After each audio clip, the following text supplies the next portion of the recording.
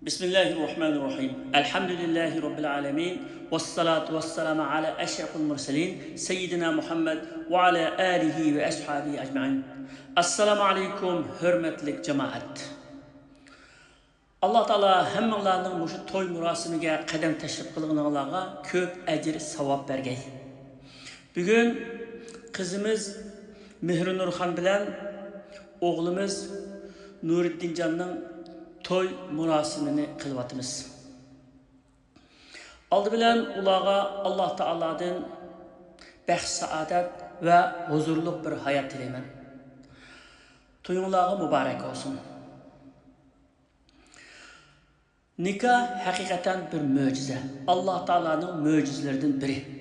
Allah Taala Kur'an-ı Kerim'de dedi ki: "Ve min ayatihi en halaka lakum min enfusikum azwajan litaskunu ilayha ve ceale beynekum meveddeten ve rahmeh."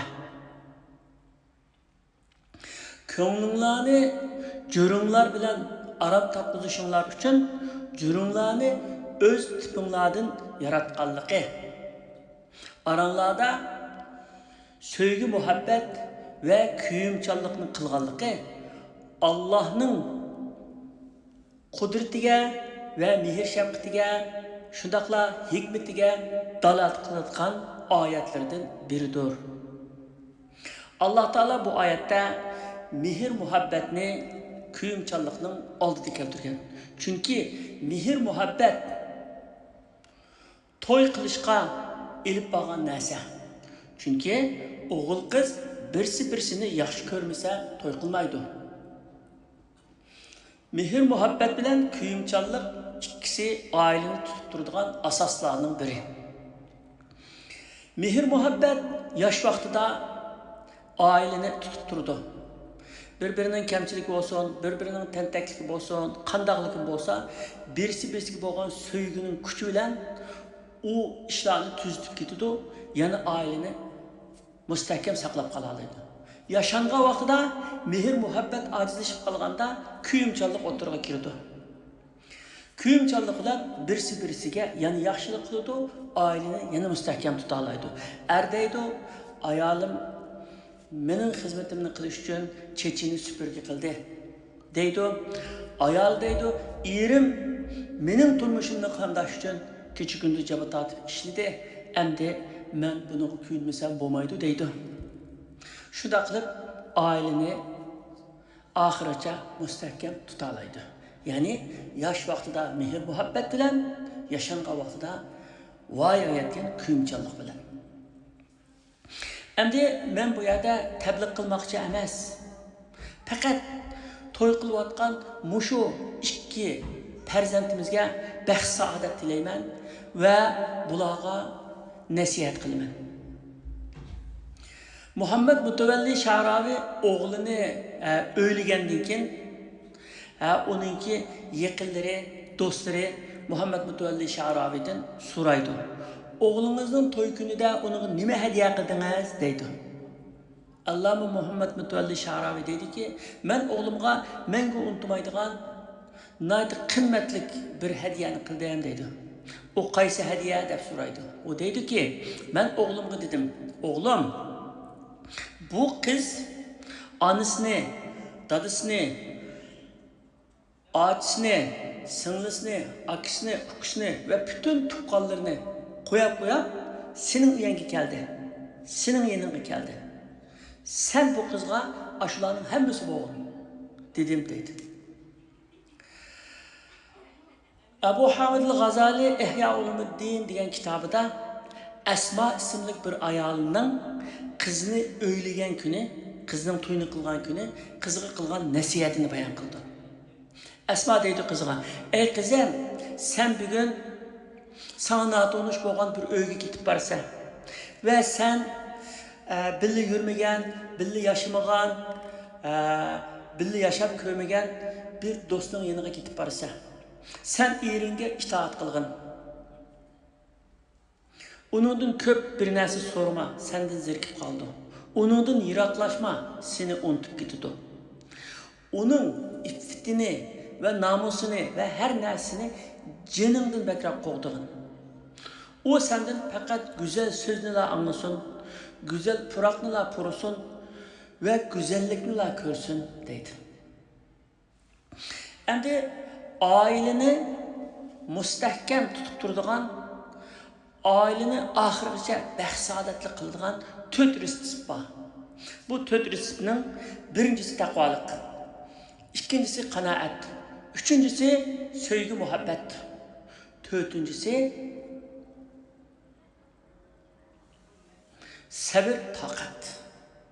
Endi taqvolik deganimiz nima? Taqvolik Allah Taalaga itoat qilgan holda o'zining qilishga tegishliklarini ado qilish va mas'uliyatni ado qilish. Allah Taalaga bo'lgan mas'uliyatini, ailasiga bo'lgan mas'uliyatini, atrofidagilarga bo'lgan mas'uliyatini, jurisiga bo'lgan mas'uliyatini, bolalarga bo'lgan mas'uliyatini, ota-onasiga bo'lgan mas'uliyatini, jamiyatiga bo'lgan, davlatiga bo'lgan, millatiga bo'lgan mas'uliyatini ado qilish. Ayol her ikisi o'zining mas'uliyatini ado qilsa, hech qanday masala chiqmaydi. Erning qilishga tegishlik mecburiyetlari ve ayolning qilishga tegishlik mecburiyetlari haqida İslamdagi aile tuzumi degan mening bir kitobim bor. Shu kitobga murojaat qilsanglar bo'ladi. Uningda erning qilishga tegishliklari, ayolning qilishga tegishliklari nayt ochiq yozilgan. Her kişi o'zining qilishga tegishliklarini joyida ado qilsa, hech qanday masala chiqmaydi. Taqvolik degan mana shu. Alloh taolo bizdan mushu taqvolikni istaydi. Taqvolik degan, ya'ni ibodatni ko'p qilish yoki kechasi uxlamay ibodat qilish, kunduzi ro'za tutish deganliklar emas. U taqvolikning bir natijasi. Taqvolikning bir ko'ringan bir natijasi. Ammo haqiqiy taqvolik mas'uliyatni ado qilish. Endi ikincisi qanoat dedik.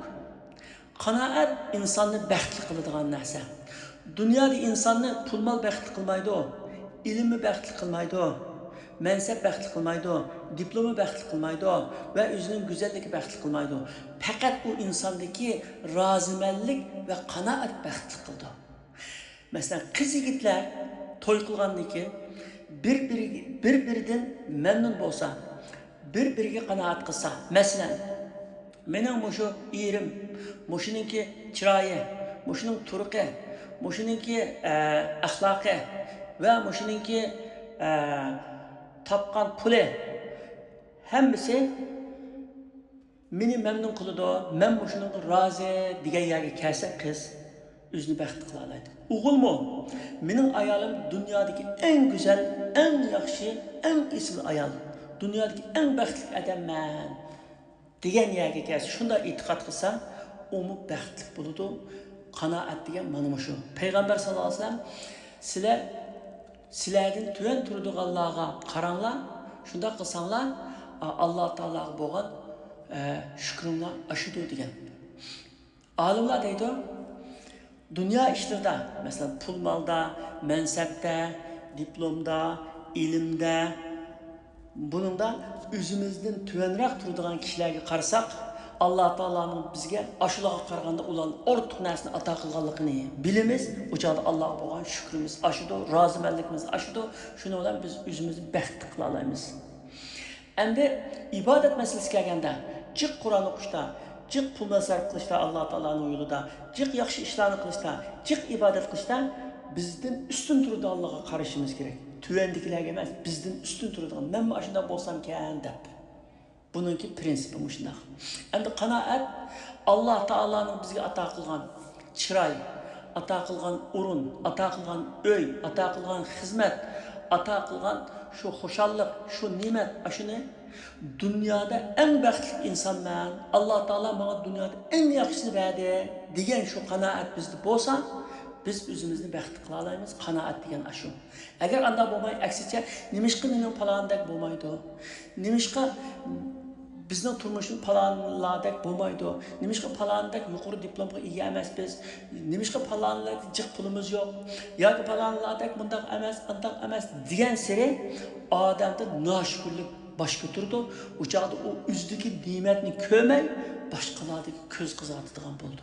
Şuna her bir insan Allah Teala'nın özüge ato qilganlarini mendikisi hech qanday insonda yo'q. Yani mendeki muşu kanaat, muşu hoşallık, bana muşu verilgenler hiç qanday insanda yok. Dep his qilgan vaqtida, dunyodagi eng baxtli inson men dep his qilgan vaqtida u baxtli bo'la oladi, o'zini xushal qila oladi. Üçüncüsü mehr muhabbet. Mehr muhabbet hayatlıkның suyu. Bulup bu muşu aileni tutturgan en çok asaslarının biri.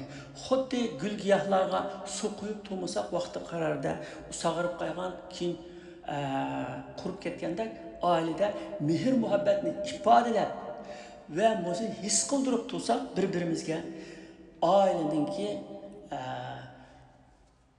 ailedeki bəxt, saadet, huzur, xoşallıq aşıdı. Əmdi biz Uyğurlarda mehr muhabbet var. Bək mehriban millet biz. Söygü muhabbet bizde var. Lekin ifadeleşte biz özümüzdekini köprek ifadeleyemeydiğen xalq. Hatta yaxşı görmemi diyemeyimiz. Peygamber sallallahu aleyhi ve sellem sizler bir kimini yaxşı görsenler, yaxşı gördüğünlerini eğitip koyanlar diyen. Bu ayal hemmizge bana da bu. Yani yaxşı ko'rganligimizni aytishimiz kerak. Aytish degan bu muhim bir mesele. Yani yaxşı ko'rgan hisob emas, uni his qildirish, shu yaxshi ko'rganlikni his qildirish va shuni ifodalash kerak. Bo'lmasa andaq bo'lmaganda bu muhabbet xuddi pechiti echilmagan qap qo'ygan atirga o'xshash. Masalan, nayt qimmat bo'lgan biz bir atirni setib olib, uni ishlatmasak, pechini ochmayda qap qo'ysak, bu etirinin hiç qanday faydası yok bizge. Hiç qanday faydası yok. Onu fakat çaçqanlığının faydası yok. Şunun o'xshash. Mehr muhabbetini ifadeleş gerek. İfadelegan vaqtında adı qarşı tarafning mu sevgisini aşırdı ve bizge bo'lgan ishonchini ve bizge bo'lgan onunki muhabbetini aşırdı. Şu an muhabbetini ifadeleş gerek ve mehr muhabbetli buluş gerek. Aileninki en muhim aşı cini mehr muhabbet. Əmdi dördüncüsü səvr taqat. Səvr qilish desa, beshinga kelgan bala qazoga, iqtisodiy ziyonga, kasallikka, tuqqanlardan ayrilib qolganga, musibatga, bala qazoga səvr qilish deb bunda tushunamiz. Umi səvr, u majburiy səvr. Beshinga kelganda səvr qilsan, boshqa choran yo'q, qanday səvr qilsan, shuningdimi Allah o'zi Allohdan kapto ben Allah'a səvr qılman, Allah'ın əcr kütmən desək, savab tapımız. Ama bir yerde bizim məqsəd qılmaqçı bolğan ailedeki səvr, qaysı səvr? Bu səvr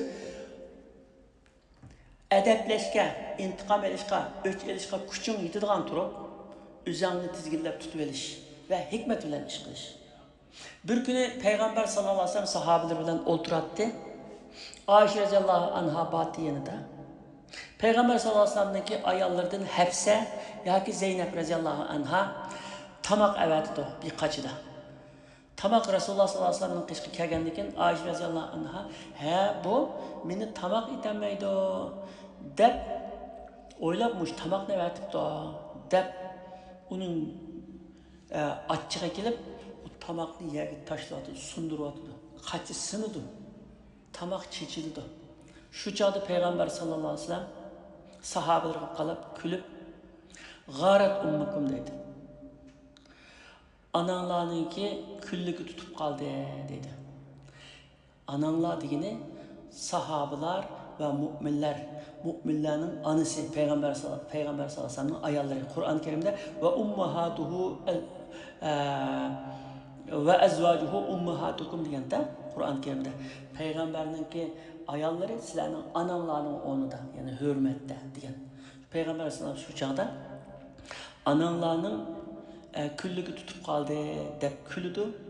Şunu olan verip o kaçını yığıdı. Tamakını pakizlap elip sahabelara pakizlap yanla dep birdi. Onun Ayşe radiyallahu anha deydi. Ma kaçını siz sundurup attınız. Onun yan kaçının birini evettim deydi.